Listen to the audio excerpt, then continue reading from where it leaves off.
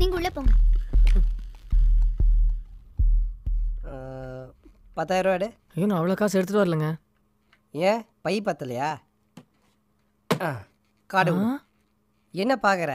ஏடிஎம்மில் காசு எடுக்கிறேன்னு சொல்லி எகிரி உச்சி ஓடணும் நிறைய பேர். அதான் இந்த மாதிரி. கார்டு கொடு. நீங்கள் தப்பாக எடுத்துலான்னு ஒன்று கேட்கலாமா? கேளு. ஏங்க இந்த 10,000? அடுத்த மாதம் சீட்டு கட்டணும். ஓஹோ. டேய் இது என்னோட ஃபீஸு. பிரச்சனையே கேட்காம ஃபீஸ் கேட்குறீங்க? பிரச்சனை என்னன்றத நீ தான் சொல்லணும். ஆக்சுவலி எங்கள் ஆஃபீஸில் நான் ஒரு பொண்ணை... ஸ்டாப். முதல்ல உன்னை பற்றி சொல்லு. நீ எங்கே வேலை செய்கிற? ஐடி.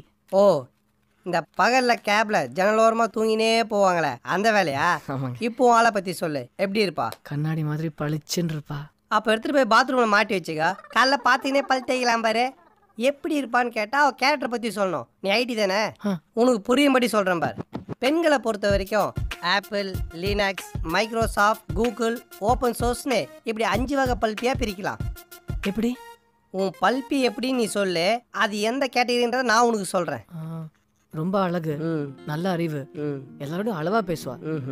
ஆஃபீஸில் இருக்க எல்லாரும் சொல்லிவிட்டாலும் யாருமே பார்க்காத மாதிரி ரொம்ப கேஷுவலாக இருப்பாளா? ஆமாங்க.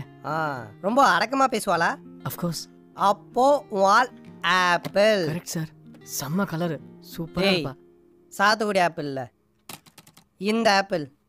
அதுக்குன்னு தனியாக ஒரு ஐடியூன்ஸு அப்ளிகேஷனு, ரொம்ப காம்ப்ளிகேட்டட். கஷ்டம், ரொம்ப கஷ்டம். ஐயோ நீங்கள் அப்படி சொல்லக்கூடாதுங்க. கஷ்டம் தானே சொன்னேன், முடியாதுன்னு சொல்லியே.